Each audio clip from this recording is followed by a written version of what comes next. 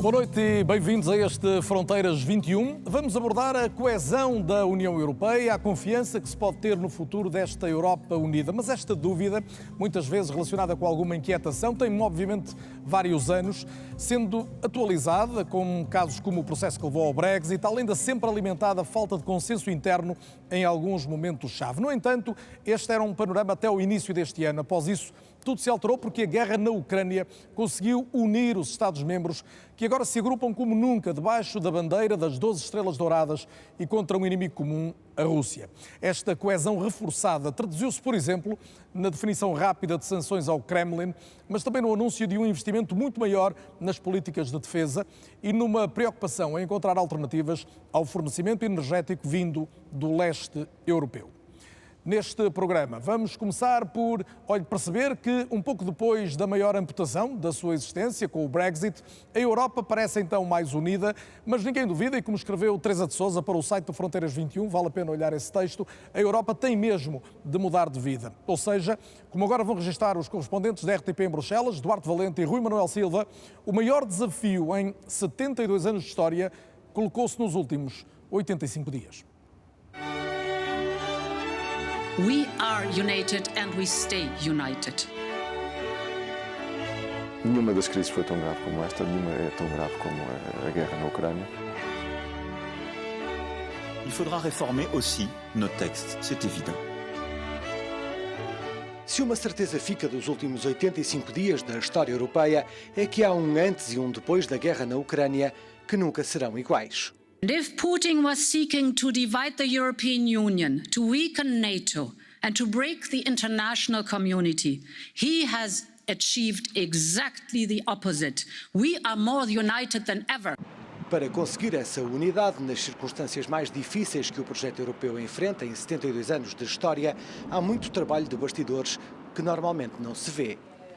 Estas imagens raras de uma reunião do Comitê de Representantes Permanentes, que junta embaixadores dos 27 Estados-membros, quebram a descrição característica desta formação, onde foram negociadas em tempo recorde o financiamento de armas à Ucrânia, o acolhimento de milhões de refugiados ou os sucessivos pacotes de sanções à Rússia. O que eu julgo que é importante destacar é que a União Europeia tem tomado decisões que são difíceis porque obviamente têm um impacto também nos nossos países, em todos os países da União Europeia, mas tem-no feito com bastante rapidez e com unanimidade. Diferentes líderes políticos têm dito que se a ideia do presidente russo era dividir a União Europeia, aquilo que conseguiu foi exatamente o contrário. Isso tem-se sentido na mesa das negociações? Eu julgo que o que se tem sentido, e também se sente noutras crises, eu julgo que o Covid também já teve esse efeito, e há outros momentos em que a União Europeia está perante crises graves e consegue muitas vezes ultrapassar algumas divisões e mostrar união. À medida que o tempo passa sem o fim da guerra à vista, os limites da União vão sendo testados. A demora na conclusão das negociações do 6º pacote de sanções, que inclui o embargo progressivo ao petróleo russo, é o melhor exemplo disso. Estamos a tratar neste momento de áreas que têm de facto um efeito, nomeadamente em alguns Estados-membros, bastante grande do ponto de vista económico e por isso também potencialmente do ponto de vista social. E o que está neste momento a ser visto é como é que se pode fazer a transição que é necessária em alguns países para que esse efeito seja menorizado e para que eles no futuro estejam menos dependentes, neste caso do petróleo russo. Depois da pandemia e da guerra, alguns líderes políticos querem repensar o futuro de uma forma mais profunda, convocando uma convenção para a revisão dos tratados, pilares fundamentais da arquitetura europeia. A última vez que o fizeram foi há quase 13 anos, em Lisboa. Essa convenção pode ser convocada com alguma facilidade, porque ela é convocada por maioria simples dos membros do Conselho Europeu, por isso basta apenas metade mais um dos primeiros-ministros, dos chefes de governo estarem de acordo para ela ser convocada, mas depois, obviamente, tem todo o processo de discussão que se deve seguir a isso e depois sabendo nós que qualquer alteração dos tratados tem que sempre ser aprovada por todos os países, com passagens pelos parlamentos nacionais de todos os países para a ratificação desses tratados. Estamos a falar de um processo que pode demorar anos. estamos a falar de um processo que eu diria que o normal é que demore, seguramente mais de um ano. E depois há ainda a questão do alargamento, já com uma considerável fila de espera de países candidatos, a que se junta agora a Ucrânia. No dia em que colocou um balde de gelo no processo, dizendo que poderia demorar décadas a concretizar-se, o presidente francês propôs a ideia da criação de uma nova forma de integração, a que chamou Comunidade Política Europeia. Cette organisation européenne nouvelle permettrait aux nations européennes démocratiques, adhérant à notre socle de valeurs, de trouver un nouvel espace de coopération politique. La rejoindre ne préjugerait pas d'adhésion future à l'Union européenne, forcément, comme elle ne serait pas non plus fermée à ceux qui ont quitté cette dernière. Há quem veja nesta proposta, ainda sem contornos definidos, a criação de uma União Europeia a duas velocidades. Mas também a tentativa de afirmação geopolítica de que Bruxelas precisa para se impor perante os desafios que enfrenta. Com o Rui Manuel Silva, Duarte Valente, RTP, Bruxelas. E temos aqui já uma série de pistas para a conversa desta noite. É o momento certo para apresentar os convidados do Fronteiras 21, que lembra uma parceria já com muitos anos da RTP com a Fundação Francisco Manuel dos Santos. Estamos em direto a partir da LX Factory em Lisboa e ao meu lado estão, já vou dizer, 3 convidados, mas há mais um que se junta a nós em direto em permanência a partir de Londres, o embaixador João Valde Almeida, que é o português há mais tempo em funções na União Europeia, atualmente embaixador da União no Reino Unido e, por isso, connosco também a partir de Londres, como disse. Aqui comigo no estúdio Ana Santos Pinto, professora, investigadora e também antiga secretária de Estado da Defesa. Boa noite e bem-vinda igualmente.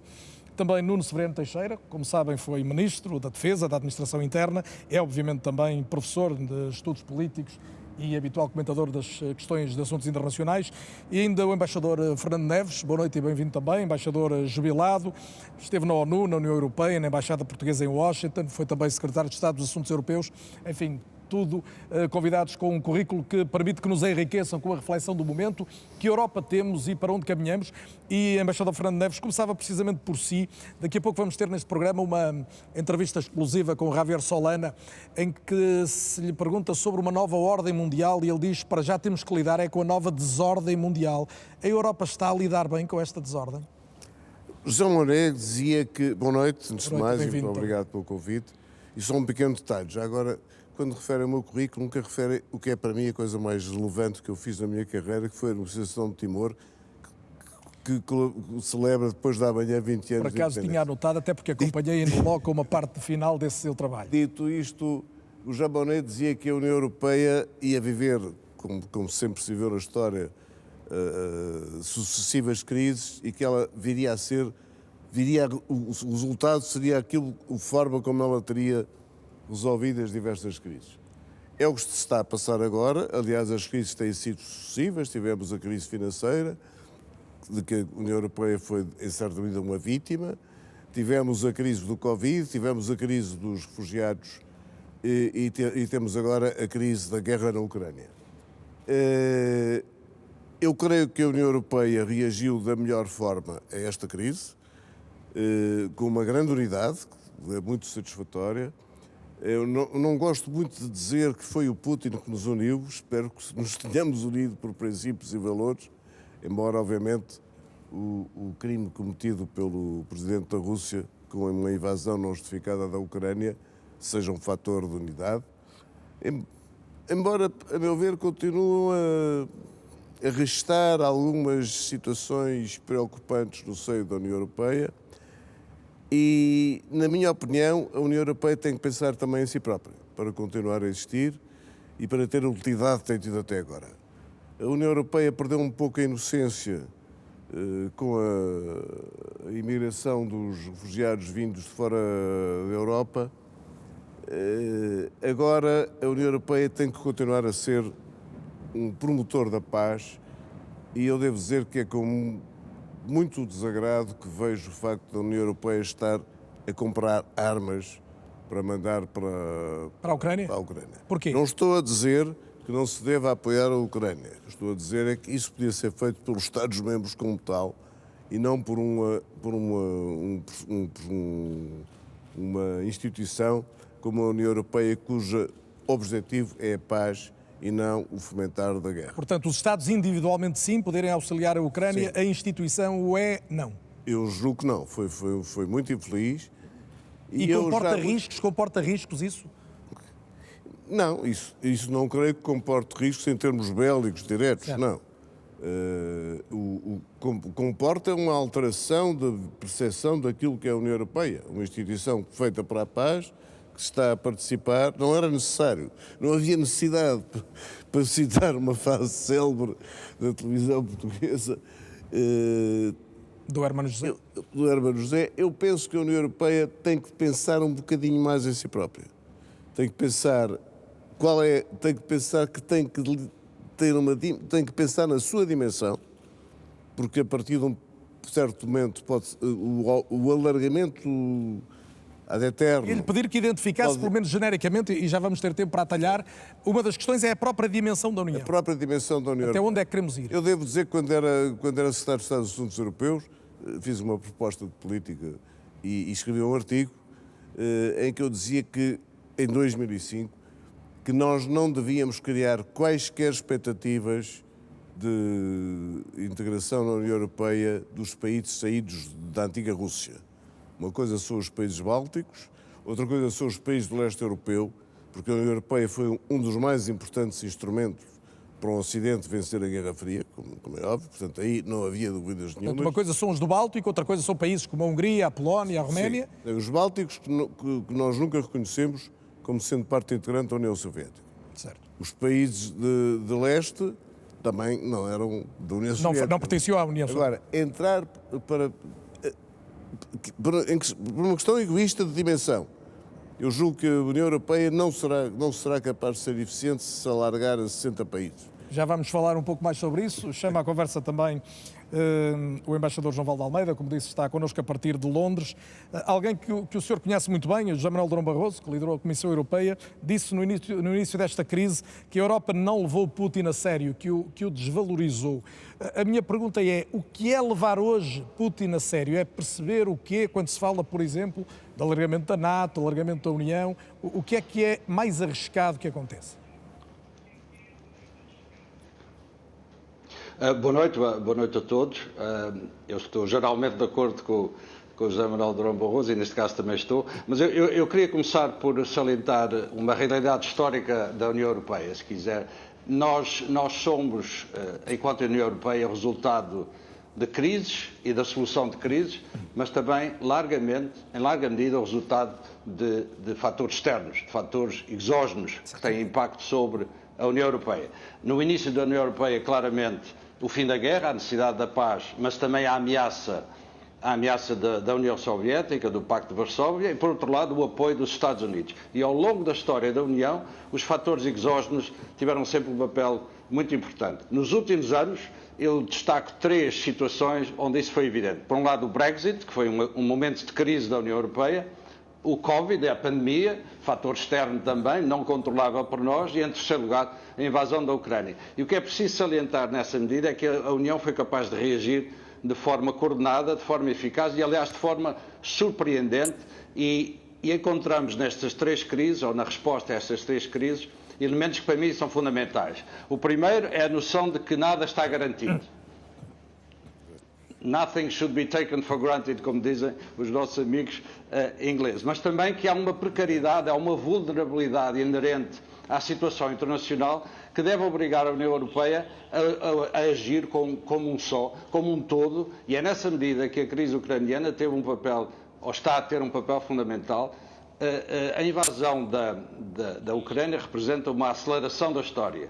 A União foi capaz de reagir a essa aceleração, como a aceleração da sua própria integração e da própria construção europeia. Eu acho que é isso o fundamental, que é visível quer na reação ao Brexit, quer na reação ao Covid e agora na reação à Ucrânia. Portanto, vê o copo meio cheio nesta altura, ou seja, o choque com a realidade que a Europa teve de ter com essas 3 crises, todas elas muito, muito diversas, fez com que a Europa fosse capaz de mostrar a sua força também. Eu acho que o copo está mais do que meio cheio. Eu tenho grande admiração pelo embaixador Fernando Neves, mas devo dizer, assim, para animar o debate, que estou fundamentalmente em desacordo com ele em relação a 2 pontos, pelo menos, da argumentação dele. O primeiro é que é evidente que a União é um projeto de paz, mas o que sobressai desta crise ucraniana é uma questão muito simples. Para termos paz na Europa, não é suficiente termos paz entre os Estados-membros da União Europeia. É preciso que a paz esteja envolvente da União Europeia, sobretudo na vizinhança da União Europeia. Temos que garantir a paz. Para garantir a paz, muitas vezes, é preciso fazer a guerra ou apoiar a guerra. Eu acho que a União fez bem em apoiar militarmente a Ucrânia. Estamos hoje em dia ao nível de 2.000 milhões de euros. É sem precedentes na história da União, mas eu acho que isso representa um crescimento, uma fase de crescimento da União Europeia. A União Europeia tem que falar a linguagem do poder, tem que falar a linguagem da defesa, a linguagem da segurança, porque essa é a única maneira de garantirmos a paz que está na essência do projeto europeu. O meu segundo desacordo com o Fernando Neves é em relação ao alargamento.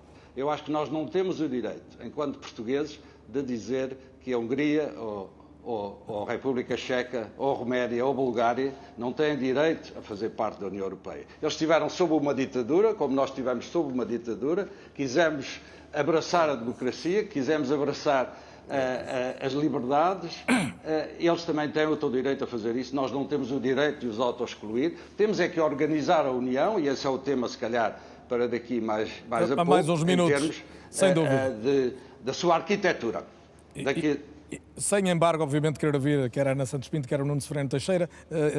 Fernando Neves, eu diria que na parte final o seu argumento não era em relação a estes países. Não, de maneira nenhuma. Eu disse, aliás, que a União Europeia foi também, se não sobretudo, um instrumento, uma ferramenta para o Ocidente vencer a Guerra Fria. E, portanto, que era óbvio que os países da Europa de Leste deveriam aderir à União Europeia. As suas reservas eram sobre quem pertenceu à União Soviética. Exato. Eu falei dos países saídos da Rússia, não é sequer da União Soviética, é dos países, porque esses países, além de, na minha opinião, se estender a União Europeia a um ponto que ela deixará de ser eficaz, deixará de ter razão de ser, passará a ser uma coisa sem os valores, sem os princípios, sem a coesão, que já se sente, aliás, claramente, mas não é isso, eu não estou contra isso. Sem a tal coesão de que se fala, começa a ser uma coisa com culturas. Todos esses países saídos da Rússia têm dentro de si vários conflitos causados por razões históricas muito complexas, que se estão a ver, aliás, estão-se a ver, os pequenos zonas pró-soviéticas que foram ficar noutras repúblicas que saíram da União Soviética, e não acho que seja conveniente para nós, neste momento, pelo menos, trazemos para dentro de nós esses conflitos. Está esclarecido. Ana Santos Pinto. Nesse aspecto estou completamente de acordo com o João Valdo Almeida. E a questão da linguagem do poder, eu prometo que já voltamos a ela, mas queria ouvir Ana Santos Pinto sobre... A linguagem do poder, era bom que a União Europeia usasse o poder, coisa que é muito frágil a fazer. De outras áreas. Em relação à linguagem do poder, uma das questões é a alteração da posição da União Europeia em relação à matéria de defesa. Desde logo, muito maior investimento, preocupação com a militarização. É o que mais significativo mudou até agora? Eu não sei se é exatamente o que mudou, porque, na verdade, esta ideia do desenvolvimento da política de defesa está muito mais centrado naquilo que é a base industrial de defesa, as empresas de defesa, a capacidade de desenvolver um conjunto de capacidades conjuntas, porque aquilo que nesta altura está em causa é como é que nós vamos financiar este elemento de defesa. Ou seja, a grande mudança resulta da capacidade da Comissão e, em particular, do Orçamento Comunitário, poder participar em projetos em matéria de defesa. E é daí que existe este financiamento adicional. Caso contrário, ele terá de vir diretamente do orçamento dos Estados-membros. E aquilo que a União Europeia, e neste caso as propostas da Comissão, estão dispostas a financiar, são projetos cooperativos, ou seja, projetos de vários Estados-membros da União Europeia que adquirem capacidades comuns. Mas não é de esquecer que existem 4 países que têm as grandes indústrias de defesa. a França, a Alemanha, a Itália e a Espanha. Portanto, são estes países que, aliás, estiveram na origem da cooperação estruturada permanente, da PESCO, daquilo que é o tal pilar da defesa europeia, que dão corpo e que, de alguma forma, orientam aquilo que possa ser a dimensão de defesa europeia. Mas aquilo que está em causa é um diferencial muito grande de capacidades, por exemplo, entre os Estados europeus, os Estados da União Europeia e os Estados Unidos. Claro. Diferencial do ponto de vista tecnológico, diferencial no ponto Mas não é fundamental encurtar esse diferencial a partir claro daqui é, e não se vêem sinais óbvios, desde logo na Alemanha, de vontade de investir muito mais do que até. Isso custa muito dinheiro. E o artigo que referia da Teresa de Sousa, que está associado a este tema no site da Fundação, leva àquilo que é o elemento essencial. Ao longo das últimas décadas, os Estados europeus tiveram a oportunidade de privilegiar o modelo social europeu e a reconstrução social e económica da Europa, porque tinham o chapéu do ponto de vista da defesa e dos investimentos da União Europeia. E há aqui uma dimensão que eu gosto sempre de salientar. Do ponto de vista geracional, é muito diferente para a minha geração de 40 anos, que viveu um período de paz absoluta, que tem uma qualidade de vida e um privilégio de viver nas sociedades europeias, exigir agora que alguns desses critérios sejam desviados para esta matéria de O que está a dizer é que a escolha entre o modelo social europeu, a proteção social que há na Europa e um muito maior investimento na área da defesa tem que ser feita, é uma escolha a fazer. É uma escolha que tem de ser feita, que tem de ser muito bem justificada, que tem que ser compreensível aos cidadãos. E este, para mim, é um ponto essencial. Os governantes, os responsáveis políticos têm que ser muito claros no que é que significa ter uma guerra na Europa, nas consequências que essa guerra tem na Europa e que são consequências não só nesta visão de paz e estabilidade, mas também consequências do ponto de vista social e económico, porque isto levanta questões do ponto de vista social. Nós vamos ao supermercado todos os dias, sentimos o aumento do preço, sentimos o aumento do preço de combustíveis. E, portanto, pagamos a energia muito mais cara ao final do mês, mais cara, mesmo com os tetos para tendencialmente isso vai acontecer, porque este é um conflito que já todos assumimos que vai durar algum tempo. Ora, esta é uma dimensão de escolha, mas essa é uma escolha política e uma escolha que os responsáveis políticos têm que assumir. Nuno Severino Teixeira é a tal escolha, citando Mário Draghi, entre a paz e o ar-condicionado, é isto? É um pouco essa escolha. Mas, se me permite, eu gostava de voltar a duas questões que foram levantadas atrás. A primeira relativa à questão dos alargamentos e a segunda relativa ao caráter pacífico ou belicista, se quisermos dizer assim, da União Europeia. Em relação aos alargamentos, eu acho que a forma como nós podemos compreender isto é de acordo com dois princípios, do ponto de vista internacional, que são dois princípios que são, digamos, opostos. O primeiro é o princípio de que as grandes potências têm direito a ter uma esfera de influência.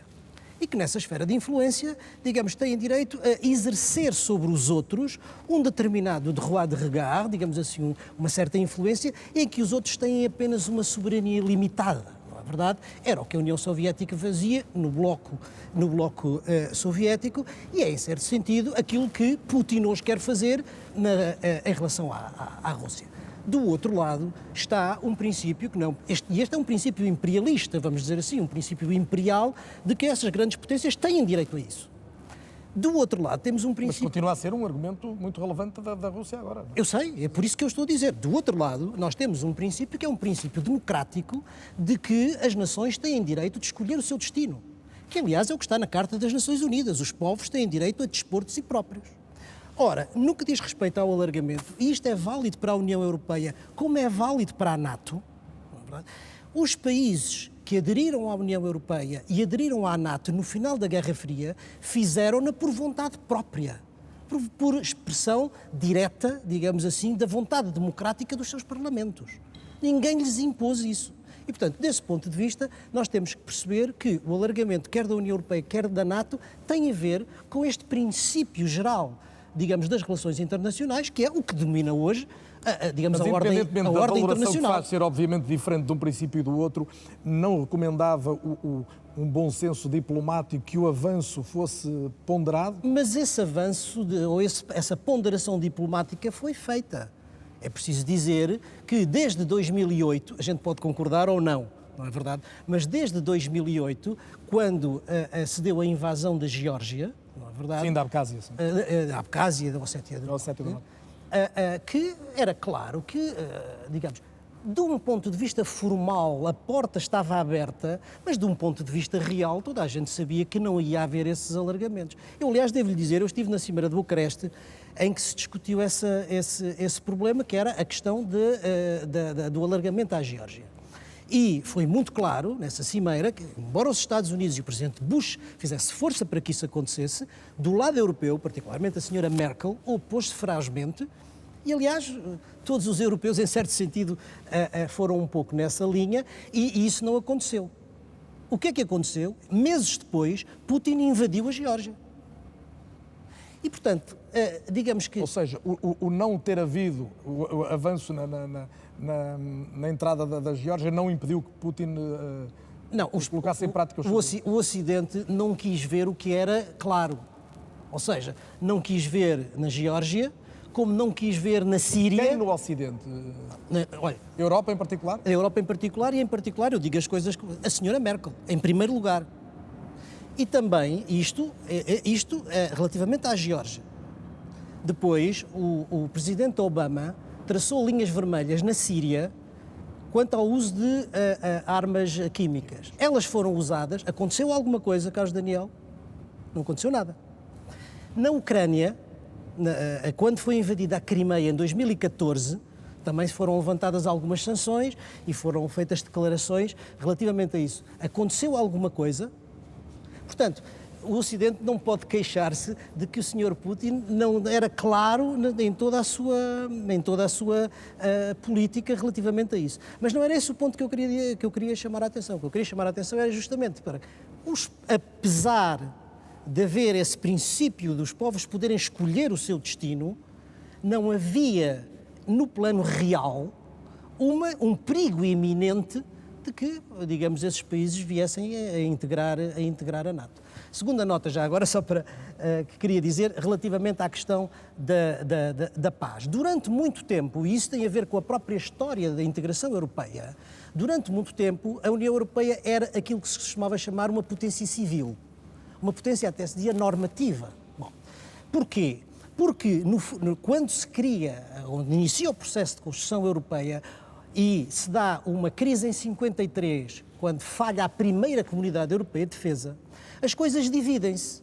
E quando eu digo as coisas dividem-se, quer dizer, à Comunidade Económica Europeia ficam as questões económicas e sociais, para a NATO ficam as questões militares e de segurança. Bom, isso altera-se progressivamente no fim da Guerra Fria. E a União Europeia, nessa altura, começa a ganhar algumas competências. Primeiro com uma política de segurança e defesa, depois com uma política comum de segurança e defesa.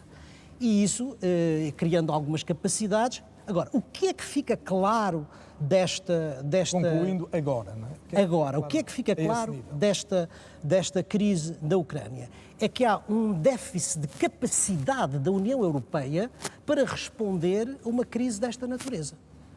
Um déficit de capacidade no que diz respeito a falar a uma voz em termos diplomáticos, mas, sobretudo, déficit de capacidade militar para credibilizar uma eventual posição diplomática.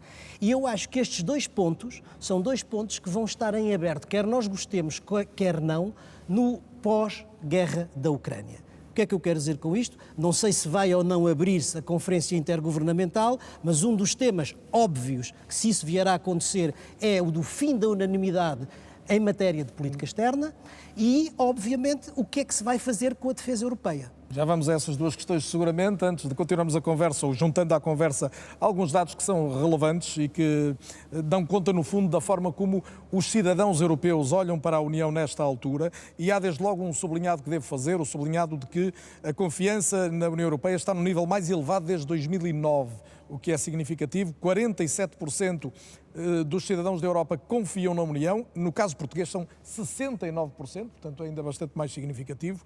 44% não confiam, 9% ou não se manifestam ou não sabem. Em relação às principais preocupações dos cidadãos europeus, elas estão elencadas também. Em primeiro lugar está ainda as alterações climáticas e estes são dados já relativos ao inverno 21-22, portanto são dados recentes. Em segundo lugar, o aumento do custo de vida, inflação, e este é um ponto obviamente com uma grande atualidade. E em terceiro lugar, a questão da imigração. Não está destacada, mas uma das preocupações que mais aumentou nos últimos tempos tem a ver com o fornecimento de energia, o que também entendemos todos muito bem à luz do que tem acontecido nos últimos 2 meses e meio. Em relação às políticas que os cidadãos mais apoiam, vamos perceber que 85% sublinham a importância da liberdade de movimentos dentro da União Europeia. 77% as questões ligadas à defesa e à segurança comuns, de que estamos a falar até particularmente neste arranque do programa de hoje.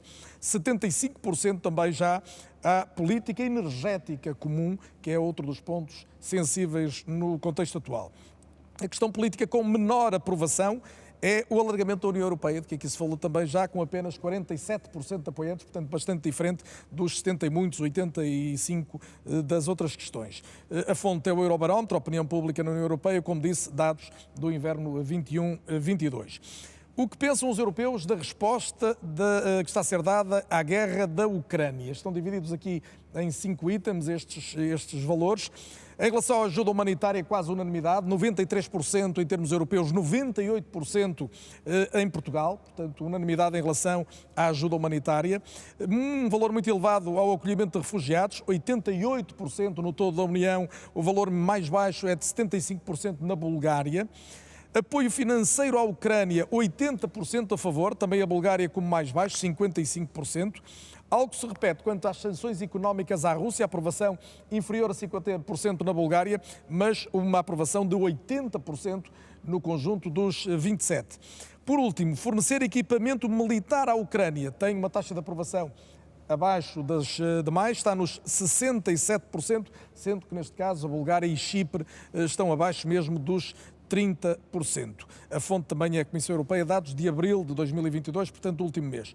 Último quadro que sublinho, o que esperam os jovens que a União faça pela sua geração. Primeiro é que preserve a paz, reforce a segurança e promova a cooperação internacional. O segundo item é que aumente as oportunidades de trabalho para os jovens. O terceiro é que combata a pobreza e as desigualdades económicas e sociais. No quarto lugar, algo que é visto sempre como muito sensível para os jovens, a questão de combate às alterações climáticas.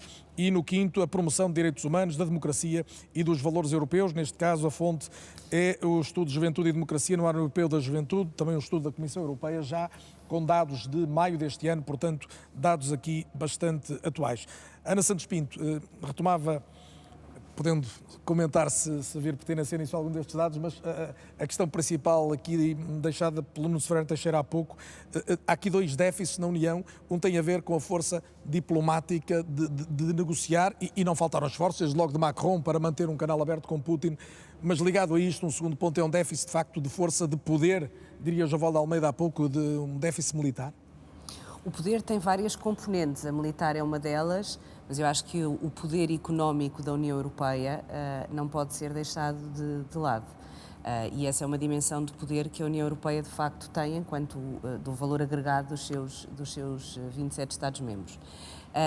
Mas o mundo não é feito de unicórnios e arco-íris. E, portanto, quando se tem uma noção como a de Vladimir Putin tem, eu creio que é importante nós pensarmos que estamos perante 2 formas de ver o mundo substantivamente diferentes. A forma como Vladimir Putin e a cúpula do regime russo veem o mundo está nos antípodas daquilo que é o espírito e os valores e os princípios da União Europeia. A noção não só das esferas de influência, mas também a noção de não respeitar valores que fazem parte da própria Ata de Helsínquia, da ordem internacional, da integridade territorial, da soberania, da autodeterminação e da vontade dos povos. E, portanto, com base no seu interesse próprio, expande por um momento de fragilidade. Não só aqueles que o professor referiu, mas, por exemplo, a memória daquilo que foi a retirada norte-americana do Afeganistão que demonstra uma vulnerabilidade e, portanto, Vladimir Putin pôde fazer o conflito na Geórgia, pôde intervir diretamente na Síria, pôde fazer a intervenção na Crimeia e pôde entrar diretamente no continente africano com uma série de empresas militares em conflitos. O caso do Mali agora é o mais recente. Nada impediu esta expansão e isto é a linguagem do poder. Mas também é com esse Putin e com esse regime que no imediato esse mundo com outros valores completamente diferentes tem de lidar com... E por isso precisa de ter capacidade de resposta e por isso a União Europeia deve olhar e fazer o seu processo de reflexão no mundo que existe e não no mundo que ela gostaria que existisse. E esse mundo que existe é um mundo que, para estar sentado à mesa de negociações, também precisa de ter uma dimensão de poder militar. É claro que a União Europeia privilegia a prevenção e a gestão de crises, mas precisa de ter essa capacidade, e os Estados-membros sabem-no, porque a sua história também o demonstra, que essa capacidade militar é aquilo que produz a segurança e a paz. Estamos ou não dispostos a fazer este processo? Porque se olhar para a Conferência sobre o Futuro da Europa, que decorreu de abril de 2021 até agora, ela é muito reflexo daquilo que apareceu nos indicadores do Eurobarómetro.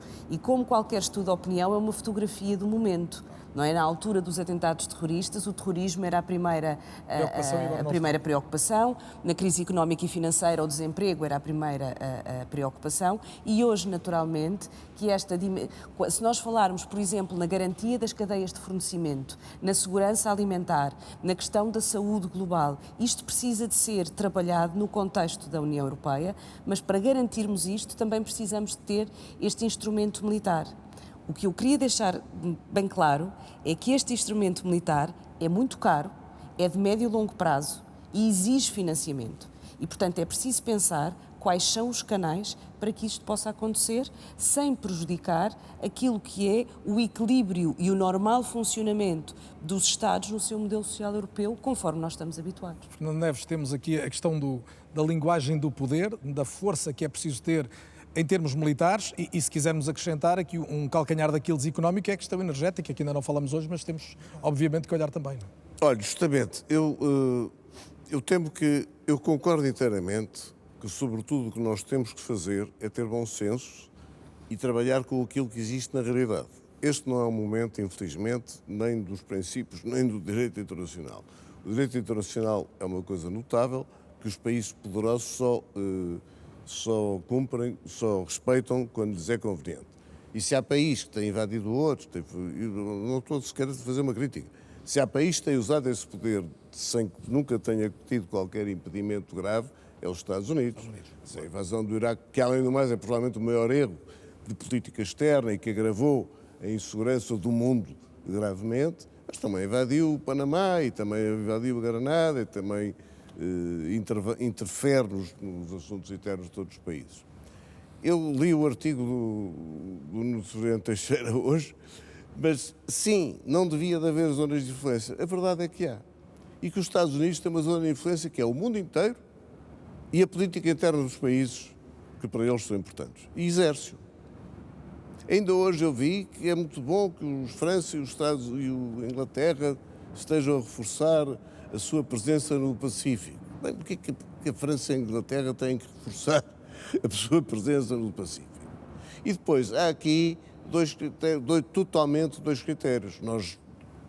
Eu estou tão indignado e revoltado com a invasão da Ucrânia como qualquer pessoa. Considero que é um crime de guerra, considero que o Putin é um criminoso. Aliás, já pensei como eu gostava de ver o Putin sentado no Tribunal Internacional da Haia a responder pelos crimes. Infelizmente, julgo que isso nunca vai acontecer, que não creio que nunca um líder russo permita que um outro líder russo se encontre nessa situação. Mas os Estados Unidos também nunca irão, porque os Estados Unidos não aceitam o Tribunal Internacional.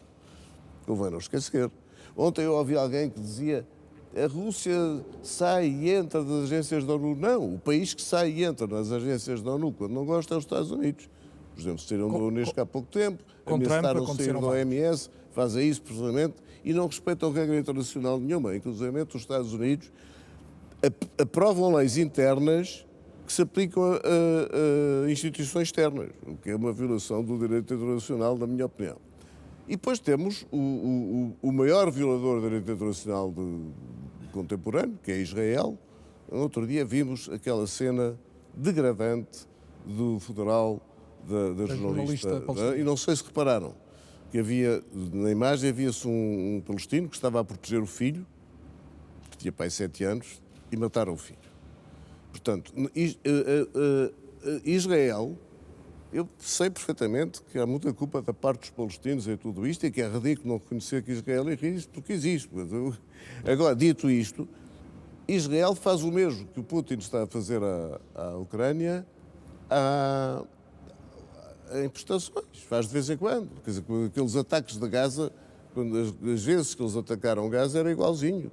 Destrói os prédios, portanto, há aqui uma duplicidade. Mas há aqui um receio de escalada do conflito em termos geográficos que altera esse quadro. Este contexto é muito diferente desse. Há, sobretudo, uma coisa. Eu acho que, muito bem, todo o apoio que a União Europeia deu e a NATO deram, e os Estados Unidos deram à Ucrânia. Eu estou do lado dos Estados Unidos.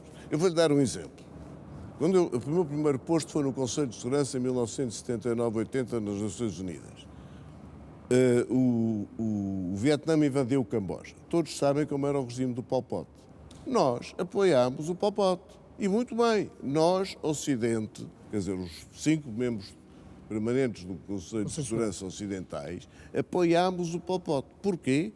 Porque o Camboja era pró-chinês e o Vietnã era pró-soviético. E a nossa guerra era com a União, não a nossa do Ocidente. A União Soviética não. Era contra a União Soviética. E a vida é assim. Fizemos isso e ainda bem que fizemos, porque com isso... Mas querendo ouvir outras opiniões, e queria que concluísse. Dito tudo isso, como é que se lida com Putin hoje?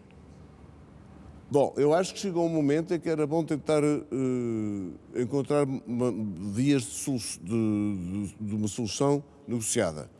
E para negociar é preciso, primeiro, ter uma noção muito clara do que é que levou a esta situação, e é uma situação muito complicada, muito mais complicada do que se diz. Por exemplo, a questão da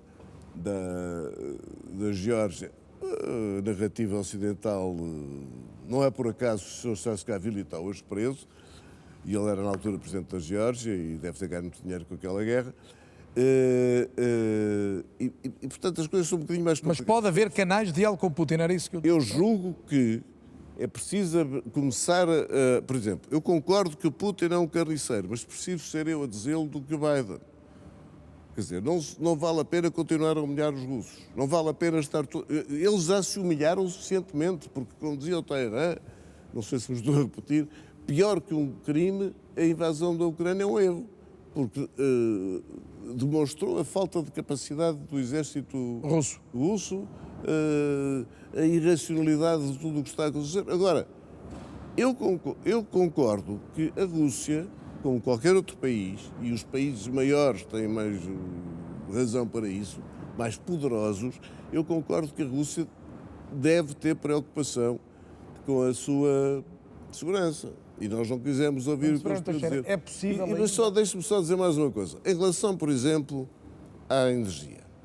Se a Europa olhasse mais para si, em vez de pretender ter uma Europa geoestratégica, como disse a senhora von der Leyen, whatever that means, se a Europa olhasse mais para si, por exemplo, o gás, a França e o resto da Europa podiam receber gás vindo da Península Ibérica. E durante anos...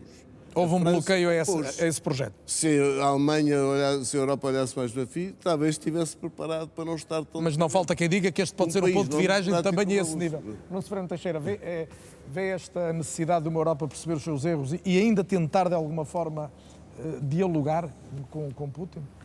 Vamos lá ver, para que haja... Há duas coisas aqui... A Europa e o mundo ocidental, neste caso, não só. Só uma nota ainda relativamente ao que foi dito.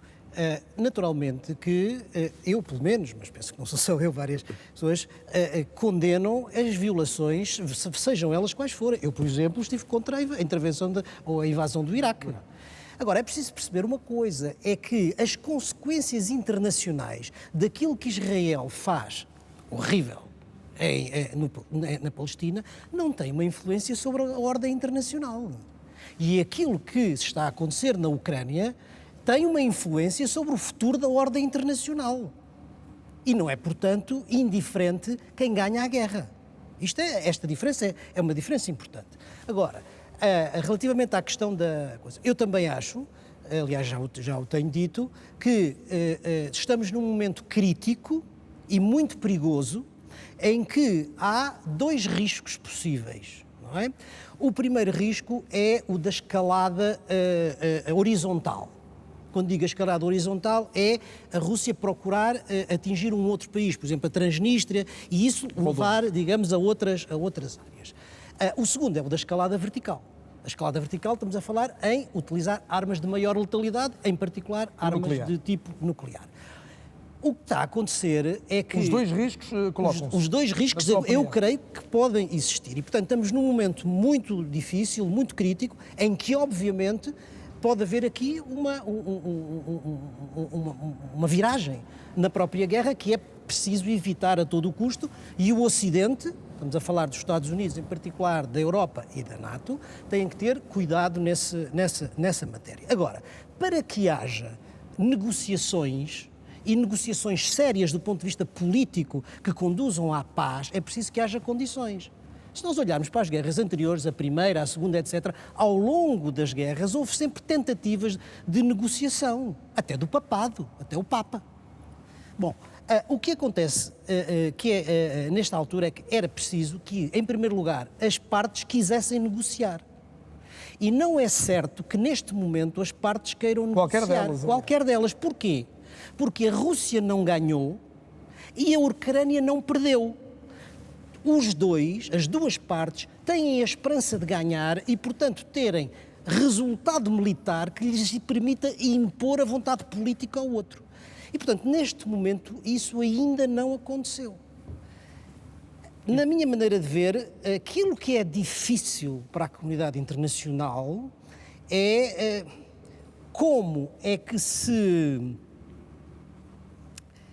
é que eu ia dizer isto? Como é que se encontra uma solução diplomática, não é verdade, que seja aceite pelo agressor sem que isso permeie a agressão. Esta porta diplomática é muito estreita. Que nem seja um prémio, e eu pedia para ouvir também o João Valde Almeida sobre isto, que nem seja o prémio do agressor, nem seja a humilhação de alguém, porque João Valde Almeida, se alguma coisa a história nos ensinou, é que a humilhação dos que perdem, ou dos que pelo menos não ganham, conduz normalmente a tragédias seguintes, não é? É por isso que eu acho que não deve ganhar, não pode ganhar, mas não pode nem deve ser humilhado. Exatamente. João Valde Almeida. Eu gostaria de, se for possível, intervir aqui de Londres. Estamos a ouvi-lo. Ótimo. Dois pontos. Eu acho que estamos aqui a correr um sério risco de perder o essencial da questão. Comparar a invasão da Granada com a invasão da Ucrânia é desculpabilizar Putin e eu acho que isso é muito perigoso entrarmos por esse tipo de argumentação. Eu acho que está aqui, o essencial aqui é um ato de agressão que rompe uma série de consensos que estavam adquiridos desde o fim da Guerra Fria, que transforma a relação de forças dentro da Europa, que viola o direito internacional, que viola os consensos da coexistência pacífica na Europa.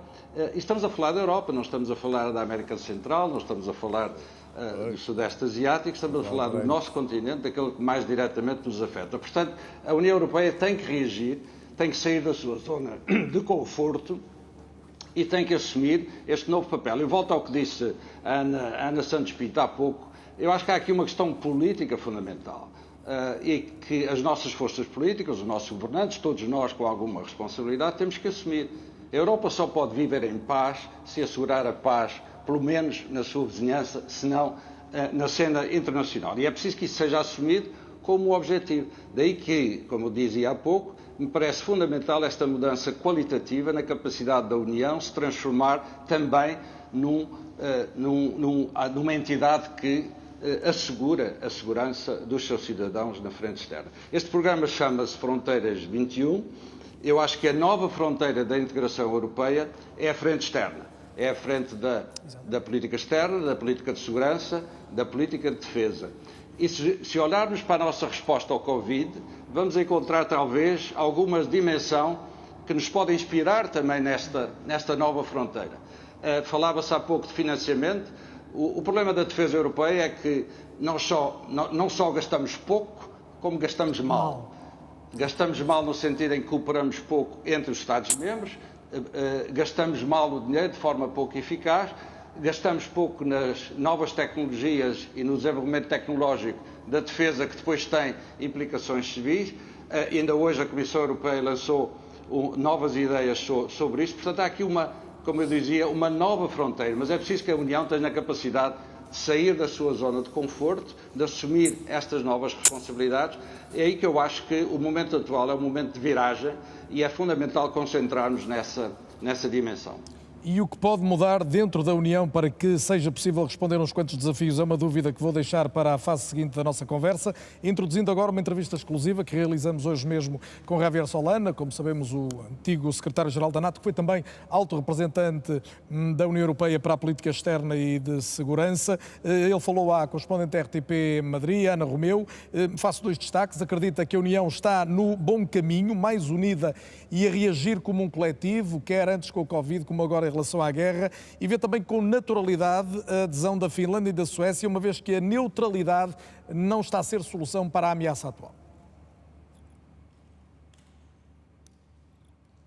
Señor Solana, en este día que hacemos la entrevista, Suecia y Finlandia han presentado su candidatura oficial a la OTAN. Como es secretario general, ¿cómo lo ve? ¿Qué estrategia, qué geopolítica es esta? Bueno, yo lo veo natural, dadas las circunstancias. Es decir, son 2 países que han estado tratando de convivir en un mundo complicado, pero con una situación de neutralidad, y han visto que la neutralidad en este momento es un tema más difícil de mantener. Y como son miembros de la Unión Europea, y la mayor parte de los miembros de la Unión Europea son miembros de la OTAN, pues han tomado esa decisión. Pero esta nueva OTAN va a tener nuevas fronteras. ¿Cree usted que es una amenaza? Bueno, no tiene nuevas Putin fronteras. ¿Lo puede ver como una amenaza? No tiene nuevas fronteras, las fronteras eran las mismas. Yo digo desde el punto de vista simbólico, o sea, ¿cómo lo ve Putin? Es un salto más bien simbólico, pero ese simbolismo tiene una lectura muy mala para Putin, que decir que no quería que la OTAN se acercara más y se le va a acercar por donde él no esperaba que se le iba a acercar. Yo siento que Putin está haciendo este juego porque no le va a beneficiar en nada a su seguridad, a la seguridad de Rusia. Y eso mismo le preguntaba, pues Putin lo podrá ver como una amenaza. Yo no lo veo como una amenaza. Lo que sí veo es que Putin ha hecho algo realmente dramático, ¿no? Es que no nos damos cuenta cuando lo decimos, no miramos realmente lo que quiere decir. En el siglo XXI, un país de Naciones Unidas, un país que era un país serio en principio, decide atacar y romper las fronteras de otro país. Aún así, hablando de Putin, ¿cree usted que Putin ha hecho más ahora mismo por la unidad europea que décadas de tentativas de integraciones? No lo ha hecho a conciencia, no, ha sido una consecuencia de sus acciones. Entonces la Unión Europea ha querido tener un desarrollo en su cooperación interior y su cooperación en temas de seguridad, lo mismo que ha hecho en el euro. Es decir, si usted mira la Unión Europea de 2008, en la crisis económica de 2008, y ve usted la crisis de la pandemia, el cambio en la Unión Europea es del día a la noche. Yo creo que la Unión Europea da un salto gigante en muchas cosas, en los temas económicos y también en los temas de seguridad, con el futuro papel que la Unión Europea puede tener como una potencia global, una potencia importante, y para eso tiene que tener también elementos de acción exterior con todas las capacidades económicas, de comercio, de tecnología, y también de seguridad. Yo creo que hemos vivido desde el año 2008 una crisis económica tremenda, una crisis de refugiados extraordinaria, una crisis con Rusia muy importante, una crisis de energía muy importante, y yo creo que hemos sabido adaptarnos a una situación nueva. Hoy la Unión Europea actúa colectivamente de una manera más importante y más eficaz. Pero esa unión nació del miedo. No, nace de la realidad, no es el miedo, es la realidad. La realidad es que tenemos dependencias energéticas que no debíamos de tener tan grandes, que tenemos dependencias en los chips que no debíamos tener. Es decir, es todo un conjunto de elementos que nos hacen pensar que en el mundo del futuro va a haber otros problemas y que nos tenemos que preparar para esos problemas. Y mejor si lo hacemos de manera colectiva. ¿Ahora mismo podemos hablar de una nueva orden mundial o es todavía muy temprano? Ahora tenemos todavía un nuevo desorden mundial. Desgraciadamente, esta mañana hemos visto cómo el presidente Putin abandona la Organización Mundial del Comercio, una de las organizaciones más importantes de la globalización, y no solo eso, sino abandona la Organización Mundial de la Salud, que no se sabe cómo va a resolver los problemas de la salud sin estar ligado a la salud de todos los ciudadanos del mundo, ¿no? ¿Cuál será, en su entender, el futuro de Europa? La Unión Europea tiene varios objetivos. Uno, el bienestar de los ciudadanos de Europa. Dos, el crear un mundo que sea compatible entre unos y otros. Y tres, el tratar de ayudar a que sea un mundo más justo. Yo creo que esos vectores son los vectores fundamentales para la Unión Europea y que tiene que ser capaz de defenderlos los tres de una manera coordinada. ¿Y del punto de vista de la seguridad? Yo hice la primera estrategia de seguridad de la Unión Europea. De entonces a hoy hay un cambio importante. ¿Es el cambio ideal? ¿Es el cambio final? No. Estamos todavía en un proceso de avanzar. Pero, por ejemplo... ¿Pero de qué cambios hablamos ahora? O sea, pues mire usted, mire, le digo, por ejemplo, en materia de seguridad, la seguridad no solamente es la defensa. La seguridad es muchas más cosas, son los chips, es la inteligencia artificial, es todas estas cosas que también tenemos que estar jugando un papel más importante de lo que estamos jugando en la tecnología. Pero también los temas más de seguridad, sin duda, tenemos que defender nuestras fronteras mejor, tenemos problemas migratorios que hay que atacar, que hay que hacerlo positivamente. Una última pregunta relacionada con la cumbre que va a pasar aquí, en Madrid, la cumbre de la OTAN. ¿Será una cumbre histórica? Se realiza o tiene lugar en un momento muy particular. Estamos en un conflicto muy importante en el seno del continente europeo. Tenemos en el continente europeo una guerra que hacía mucho tiempo que no teníamos y creíamos que nunca más iba a haber y la tenemos. Por tanto, sí tiene que responder a algunas cuestiones muy importantes que no son de solución para mañana, pero que sí deben de tener un objetivo para medio plazo interesante. Muy bien, muchas gracias. Muchas gracias a usted. Entrevista exclusiva ao Fronteiras 21 do antigo secretário-geral da NATO, Javier Solana. Pode ser um ponto de partida para uma reflexão que eu gostava de propor, olhando para a Europa, para os desafios da Europa, e posso começar por si, deixando que faça a réplica ao que ficou dito antes, e a seguir colocando a questão sobre como é que a Europa internamente tem que se reorganizar, tem que encontrar formas de sair de uma série de momentos em que tem dificuldade, dignadamente com a questão dos vetos e da unanimidade exigida, a responder aos desafios que aí estão. Mas, Fernando Neves, imagino que ainda queira responder ao que disse há pouco quero dizer o Val de Almeida. Não. Falar da invasão da Granada não é desculpar o Putin. O Putin não tem desculpa nenhuma, não é isso que está em causa e não vale a pena usar este tipo de analogias. A Granada é um país pequeno, mas é um Estado-membro da ONU, é um Estado soberano e, portanto, a invasão de um Estado soberano por outro Estado das Nações Unidas e a violação dos princípios do direito internacional é igual em si, nos termos da violação eticamente, é exatamente igual quando o país é pequeno e não europeu ou quando o país é grande e europeu. Muito bem, está posta a nota de ordem, o tempo avança depressa. Eu gostava de colocar a questão. É preciso rever os tratados, é preciso mexer na questão da unanimidade, é preciso alargar o âmbito de maiorias qualificadas para algumas matérias, designadamente relativas à segurança e à política externa? Eu julgo que não. Eu julgo que a União Europeia... Não se esquecemos que a União Europeia está muito longe de fazer aquilo que era suposto fazer, desde logo o mercado único. No mercado europeu só há uma coisa que circula livremente, que é o capital, nada mais circula. Tento comprar um carro em Itália, como eu fiz, por exemplo, e depois trazê-lo para Portugal e fazer o seguro na Dinamarca. Vai ver que não é possível. Há a célebre história do canalizador polaco e o Brexit é em grande medida porque os ingleses não querem... Em grande parte, um dos principais fatores que levaram os eleitores ingleses a votar o Brexit, que é, na minha opinião, lastimável, é justamente que não querem imigrantes europeus, porque a imigração está aberta a imigrantes de outros países. Eu creio que a Europa devia, em primeiro lugar, através da criação de laços objetivamente comuns entre os países da União Europeia que a União Europeia poderá ter a sua força internacional que pretende e que não tem.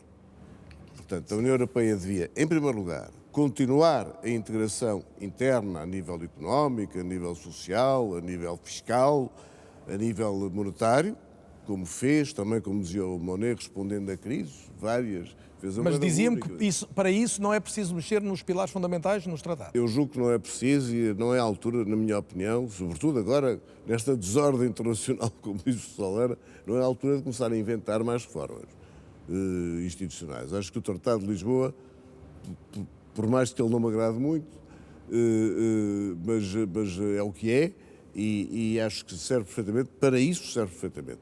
E aí eu acho que a Europa também deve usar o poder, como disse o João Valde de Almeida, o poder que tem. Por exemplo, a Europa devia ter usado o poder que tem em relação à derrapagem de alguns Estados europeus para regimes menos democráticos. Eu julgo que há Estados que estão hoje na União Europeia que não respeitam os princípios de Copenhague, que se fossem países candidatos provavelmente não entravam por causa disso. Hungria e Polónia, desigradamente. Hungria e Polónia, e não sei se são só esses, mas enfim, esperemos que sejam só esses. Acho, por exemplo, que não se percebe porque é que a União Europeia continua a ceder à chantagem britânica em relação à Irlanda do Norte, quer dizer, pois se eles não aceitam o que está acordado, então que se feche a fronteira entre a República da Irlanda e a Irlanda do Norte. Agora, se isto assim é de facto... E acho que, nesse aspecto, acho que não é preciso um ex. E atender muito ao que disse o professor Pinto, que há a questão do Estado Social Europeu. Eu devo dizer também... Protegê-lo tanto quanto possível, mesmo com investimento mais forte na defesa. É isso? Não, continuar a tentar procurar, a preservar... Protegê-lo, era isso. O welfare state, digamos assim, dos países europeus, e ter muito cuidado com o que está a acontecer no plano social. O atual regime financeiro do mundo, que é um regime financeiro que despreza a economia, quer dizer, só 15% dos meios financeiros mundiais é que estão afetos à economia, o resto está basicamente na especulação financeira, está a esmagar a classe média. E é esse esmagamento da classe média que faz com que seja eleito Trump dos Estados Unidos e que a extrema-direita europeia, geralmente em Portugal, esteja a ter o sucesso que tem. E se nós não conseguirmos criar um sistema fiscal internacional justo, que a Europa está a tentá-lo de forma muito correta, a Comissão Europeia está a tentá-lo de forma muito correta, espero que consiga avançar, se nós não conseguirmos, aí nós teremos, de facto, o futuro da Europa em risco. Se Trump voltar a ser eleito ou se os republicanos mantiverem uma posição trumpista e voltar a questão da ser segurança eleito, também não fica salvaguardada. Se um dia, imagino que se Le Pen ganhava as eleições, como dizia, era um Frexit em tudo menos no nome. Ana Santos Pinto. Isso é um risco para a desagregação da União Europeia. Temos, de facto, problemas internos e as eleições, quer em França, quer na Hungria, e foram recentes já no decurso da guerra, deixaram mais alguns sinais de preocupação. Temos, obviamente, as ameaças relativas à segurança e à energia de que já falamos. A Europa tem de se reorganizar, tem que encontrar um novo caminho e aqui é importante lembrar de duas pistas deixadas no Parlamento Europeu, quer por Draghi, quer por Macron. Macron a falar da hipótese de uma comunidade política europeia onde aderissem alguns países que não entravam já de pleno direito na União, e Draghi a falar numa espécie de um federalismo pragmático. Tem que acontecer alguma coisa deste género? Bom, aquilo que nós na Academia nos dedicamos a trabalhar é esta lógica da integração diferenciada, ou seja, em que acabamos por ter uma espécie de Europa à la carte, cada um vai escolhendo os projetos em que está, mas eu acho isto muito perigoso porque isto fragmenta e absolutamente desmembra aquilo que é o espírito da União Europeia. Eu olhando para o médio prazo, parece-me que mais tarde ou mais cedo, e provavelmente mais cedo que tarde, nós vamos ter que mudar os tratados. E vamos ter que mudar os tratados para tornar eficaz um conjunto de políticas, não só na dimensão energética, também na dimensão ambiental, também na dimensão da saúde, também na dimensão da transição digital. É porque não é para o mundo que nós temos agora ou que vamos ter daqui a 2 ou 3 anos. Isso é o tempo que demora a discutir aquilo que são as alterações necessárias, incluindo do ponto de vista institucional, incluindo do ponto de vista do financiamento comum, incluindo naquilo que é a capacidade, Macron dizia isso no seu discurso de 9 de maio, o Conselho Europeu não se pode reunir no formato zona euro e, portanto, nós não temos uma união monetária completa e terminada, temos vários problemas, como o Sr. Embaixador referiu, na dimensão do mercado comum. Temos uma dimensão que a Cimeira Social na presidência da União Europeia chamou a atenção, e há um conjunto de instrumentos, porque quer queiramos, quer não, os Estados são eleitos, nós estamos a falar de democracias e, apesar daquilo que é o conceito de Viktor Orbán, estamos a falar de democracias liberais, ou seja, democracias em que existe uma soberania popular, representação através de eleições livres e justas. Liberais porquê? Porque defendem os direitos dos indivíduos e o primado do Estado de Direito. E isso está ameaçado de alguma maneira?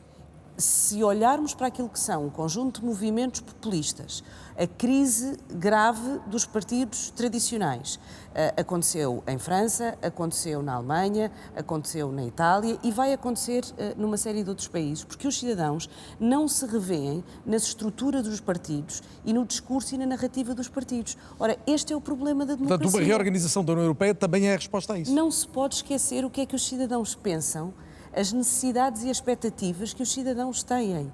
E, portanto, a desconexão entre aquilo que possa ser a capacidade dos Estados e da União Europeia e aquilo que os cidadãos esperam dela, recordem-se das sondagens de opinião, dos estudos durante a crise económica e financeira. Foi a primeira vez que em Portugal nós tivemos índices de aprovação abaixo dos 50%. E isto aconteceu de uma forma geral na intervenção, porque isto é um resultado em que a União Europeia é vista como ausência de eficácia e prejudicar o dia-a-dia do cidadão. E ouvindo aquilo que são as propostas da Conferência sobre o Futuro da Europa, que foi altamente participada do ponto de vista dos cidadãos, nós percebemos que existe alguma desconexão entre aquilo que está no tratado e a forma de funcionamento e as políticas, a área da transição digital, da regulação da tecnologia, da inteligência artificial, da automatização. Não faltam desafios que... Isto vai provocar alterações profundas no mercado de trabalho. Claro. E isto é o dia-a-dia dos cidadãos e é para isto que a União Europeia tem que estar preparada. O clima de paz e prosperidade, Nuno Severino Teixeira, que nos acompanhou ao longo de décadas, está em causa. E está em causa muito no momento de hoje. A paz, obviamente, a prosperidade também, quando temos a ameaça da inflação, a subida do custo de vida, é esta questão de um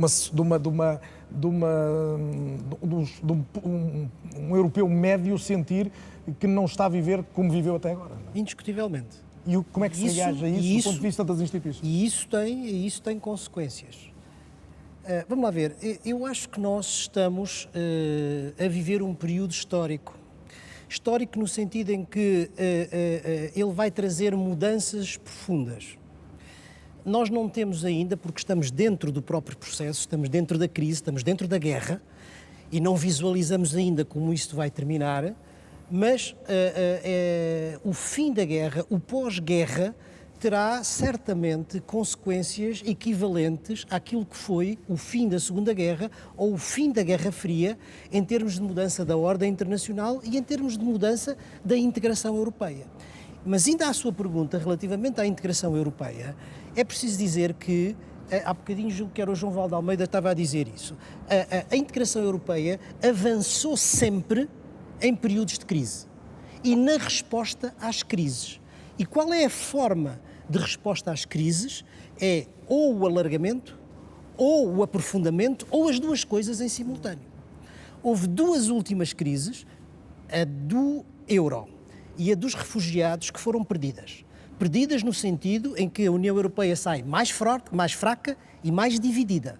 Mas nas outras, através ou do alargamento ou do aprofundamento, saiu mais forte e mais coesa. E no caso da crise do Covid, saiu de facto mais forte e mais coesa.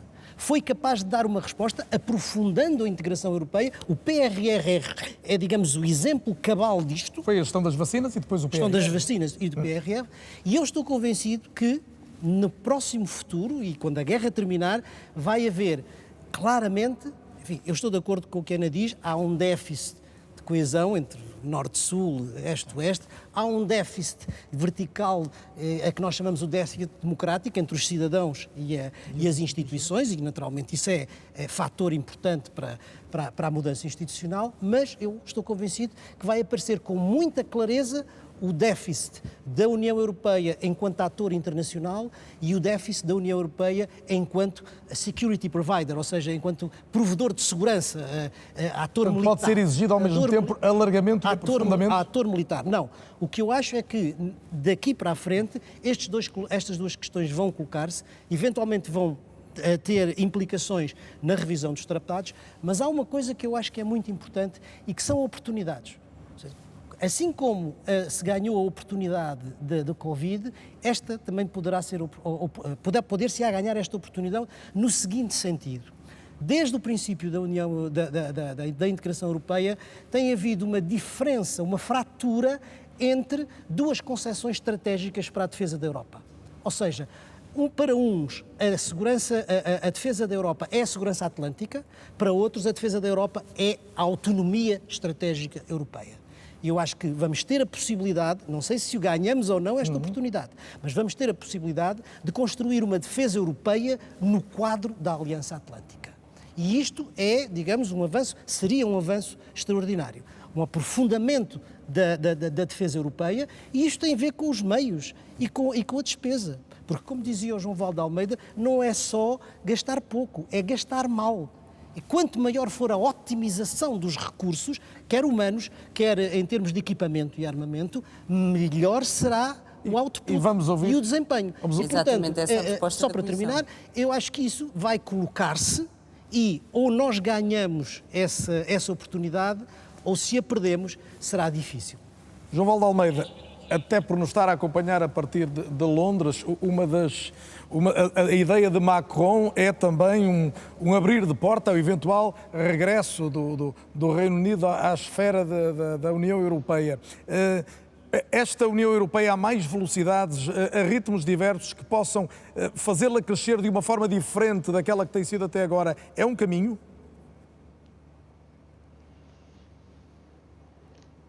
Eu acho que sim. Eu acho que nós não nos podemos dar ao luxo de excluir nenhuma avenida para o nosso caminho de futuro. Eu devo dizer que estou essencialmente de acordo com o Nuno Sebriano Teixeira, estou de acordo com muito do que disse também a Ana Santos Pinto sobre a questão da relação com os cidadãos, mas eu estou neste momento confiante sobre o futuro da União Europeia.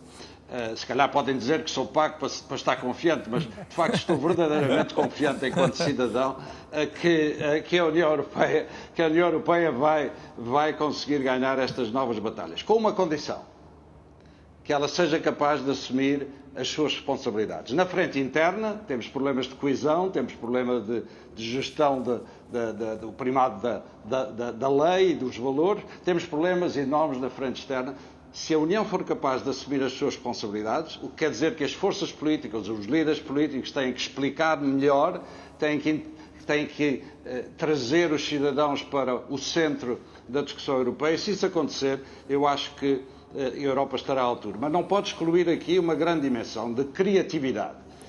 Temos que aprofundar, a meu ver, vamos ter que, a certa altura, alargar também, mas temos que ser mais criativos na nossa capacidade de trazer esses países para o centro da Europa. Eu percebo algum dos pontos, embora esteja em desacordo, do Fernando Neves, sobre os países que nos são, que fazem parte da nossa vizinhança. Eu acho que a política da vizinhança da União Europeia não foi muito bem sucedida, para dizer com toda a sinceridade, e acho que aí é preciso ter inovação, criatividade. As ideias que estão na mesa, do Henrique Oleta, por exemplo, que eu aprecio bastante, do Presidente Macron, do Primeiro-Ministro Draghi, e outras ideias que estão na mesa, eu acho que há aqui criatividade. Nós temos aqui um delay, eu não consigo às vezes colocar a pergunta no momento certo, mas queria perguntar-lhe isso. Ainda não se falou aqui das lideranças propriamente. Temos os líderes de que precisamos nesta altura na Europa como um todo e, se quiser, na União Europeia em particular? Eu sou a pessoa neste debate que tem menos liberdade para falar sobre os líderes, como imagino. Imagino. Terá que perguntar isso a pessoas que são mais livres do que eu. Mas se quiser, os sinais que ficaram agora são... Eu falo da responsabilidade. Os sinais que surgiram agora mais recentemente e que foi preciso que alguns dessem, vão no sentido de aumentar a confiança? Eu acho que sim. Eu acho que a União mostrou, na gestão do Brexit, repare que mantivemos a unidade do Brexit, nenhum outro país quer sair como o Reino Unido saiu, e a opinião pública mostra maior adesão à Europa. Ganhámos a batalha do Covid através da vacinação coletivizada, se quiser, e através do plano de recuperação. Vamos ter que ganhar a batalha da transição ecológica, climática, digital. Temos que ter liderança no plano tecnológico, temos que usar todas as capacidades que temos, uma ligação à defesa, temos que fazer uma nova Europa da defesa e da segurança. Tudo isto terá de ser feito com vontade política, mas também com criatividade, com flexibilidade, sem tabus, até a questão dos referendos, até a questão da revisão dos tratados. Se este projeto vale a pena bater-nos por ele. Ainda antes de chegarmos ao fim de uma ronda que será rápida para nos deixarem uma ideia que gostavam que ficasse sobre o que podem ser os próximos tempos, e será mesmo uma resposta sintética, temos ainda uma entrevista que fizemos hoje com uma investigadora belga que é diretora do Centro de Estudos Estratégicos em Washington, chama-se Donatienne Roux, aborda particularmente desenvolvimentos políticos na União Europeia e também a influência russa na Europa, e foi por isso que quisemos ouvi-la para este Fronteiras 21. Ela disse à jornalista Silvana Cunha, da RTP, entre outras coisas, que a União Europeia, já se falou disso aqui também, tem desde logo de decidir qual é a dimensão que quer ter no futuro próximo. Donatienne, you work at the Center for Strategic and International Studies, and you have dedicated part of your career to subjects related to European Union. Thank you for accepting our invitation. And I would like to talk a bit with you about the challenges that you believe that Europe will face and faces at the moment with the war. And let's start with the general question. What EU do you think that will come out after the war? I think what we'll see primarily will be on the foreign policy front. The European Union will have to face the fact that Russia is more aggressive than it was hoping to see for many years, even since the last invasion of Ukraine in 2014. The difference between the two shows that even member states who were more open to continuing a dialogue with Russia now have had their eyes open. So I would imagine we'll see an EU bloc that is more clear-eyed about the threats that are on its borders, at least in the East. But I think particularly for a big member state like Germany, Putin definitely overshot. He proved to them that their long-standing opinion of Russia, of the EU's ties with Russia, no longer matched with reality. How do you think that these superpowers of the EU, like France and Germany, will react to the war? I think in the direction I was mentioning. So now that Emmanuel Macron has been re-elected as president in France, and that Chancellor Scholz in Germany has shown that he really wants to be forward-leaning on some of the Ukraine-related issues after a bit of a slow start on the German front, you have two partners there who really want to move forward both on the foreign policy front, but also on the integration front. And we've seen even this morning this slight openness to a change in the treaties and exactly how much integration there can be. So I think you'll see this engine of EU policy move forward as much as it can. However, don't you think that the conflict can also highlight some disagreements? Some disagreements have already appeared. I don't think they're on the defense spending side. I think the most visible one is in terms of sanctions and maintaining unity against Russia. We've seen Hungary, for example, hold back a new package of sanctions. What European Union countries can we expect the disagreements to come from, and why? Not to point fingers, but I think it's going to be the usual suspects. So if you think about energy, Hungary will come up. I think there are others. Germany is a weird in-between. I think they have the political willingness to change things. And then the last piece I do want to mention is, personally, I'm keeping my eye on those countries that have long-standing relationships with Russia, but that are pretty quiet these days. So for example, Austria has a lot of economic ties, including energy, with Russia. They are not in NATO, and they have said nothing about joining NATO, which is not that surprising. I mean, they've been historically neutral on that front, and they are landlocked by NATO countries. So their need to join is very different. When it comes to United States, Europe has always depended on United States for defense policy. Will this change after war? I think it was a painful realization that they are not equipped, they could not handle all of this by themselves if they needed to today. Let's say if Russia were to try to push further inward. But I think the realization on the other side was true as well, that as much as this government in the United States and previous administrations have tried to, this pivot to Asia, they need to remain in Europe, and they need to remain engaged to encourage their European partners to do more. With your experience, what questions do you think that the war in Ukraine will raise for EU that are not being mentioned as much as they should? I think the one that comes to mind the most for me is, how far does the European Union want to enlarge? This is a very difficult question that I think a lot of leaders have not fully answered, because when you think about the Western Balkans, for example, a lot of these leaders keep saying the Balkans are European, one day they will be part of the EU. In practice, we don't see a lot of movement in that direction. Now, part of this is because of the situation in the Balkans, obviously, that make it difficult to integrate those countries fully into the European Union. But Ukraine has voiced very clearly its decision to want to join the European Union. Moldova has done the same, which is remarkable. Donatienne Rui, thank you so much for your interview, and we'll see you next time. Thank you. Bye.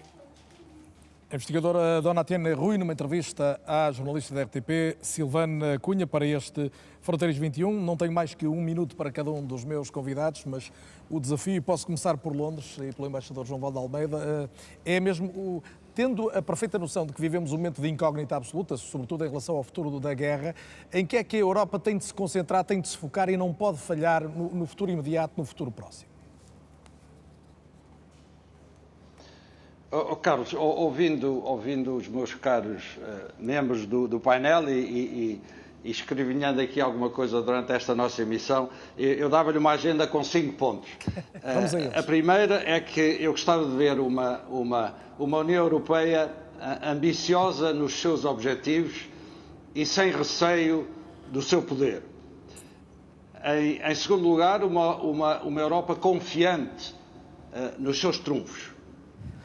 Em terceiro lugar, uma Europa capaz de ser inovadora nos processos e nas modalidades flexíveis de evolução. Em quarto lugar, claramente uma Europa que continua a estar aberta ao mundo, quer em termos comerciais, quer em termos de ajuda ao desenvolvimento e de cooperação com todos os países do mundo. e finalmente, uma Europa que seja capaz de mobilizar os seus cidadãos para os objetivos que são prioritários nas próximas décadas. Agradeço a síntese e a capacidade de concisão do embaixador João Valde Almeida. Embaixador Fernando Neves, qual é o ponto ou os pontos que destaca?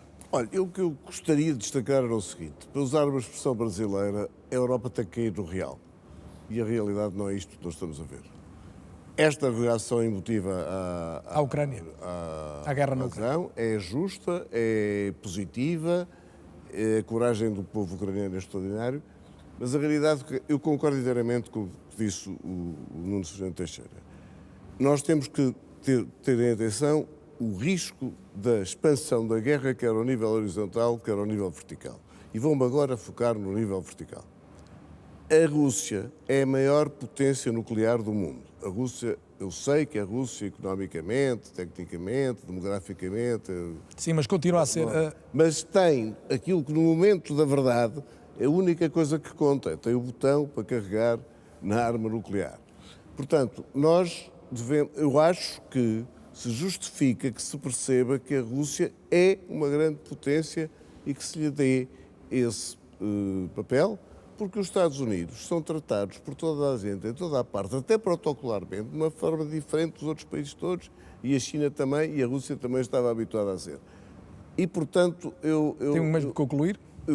Para concluir, eu acho que nós temos que reconhecer isto, temos que procurar avançar para umas negociações.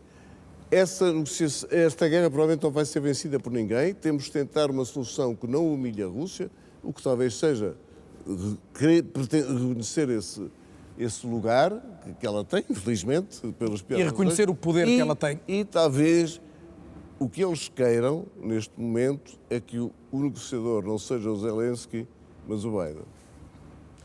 Nuno Sergente Teixeira, peço que seja o mais conciso possível. Estou mesmo a queimar o tempo, temos de noticiar à meia-noite. Telegraficamente, para o futuro da Europa, se me pergunta aquilo que eu gostava de ver, o que eu gostava de ver era o seguinte: era a Europa ganhar a oportunidade que se lhe abre. E ganhar essa oportunidade são duas coisas. É, em primeiro lugar, vencer o déficit de coesão entre os Estados-membros e vencer o déficit democrático entre os cidadãos e as instituições. Porque há uma coisa muito importante de que não falamos, é que se trata aqui da democracia. E na guerra que estamos a travar neste momento, há também um conflito entre o autoritarismo e a democracia. E é preciso que a democracia vença. Seja defendida desde logo. Ana Santos Pinto, as últimas palavras. Eu pegava exatamente neste ponto, porque nós damos a democracia e a dimensão interna da democracia na União Europeia como adquirida. Exatamente. E ela não é. E nós somos um modelo dessa democracia para os países da vizinhança e criamos essas expectativas, designadamente na sociedade ucraniana, com uma perspectiva liberal, ocidental, política e participada. E nós não podemos falhar isso nem para os cidadãos da União Europeia, nem para os jovens da União Europeia, nem para aqueles que nos veem como um exemplo desse ponto de vista. E acho que foi uma bela mensagem para terminarmos. Eu tenho muito gosto em ter estado convosco esta noite. Agradeço a presença a todos em direto na RTP3. Foi um prazer também voltar a este local onde já fui feliz durante uns quantos anos, o Fronteiras 21, parceria RTP, Fundação Francisco Manuel dos Santos. Seguramente no próximo mês está de volta em plena forma a Ana Lourenço, mas foi um gosto, como disse. Boa noite, muito obrigado a todos, particularmente a si que nos seguiu ao longo destes 90 minutos. Até breve.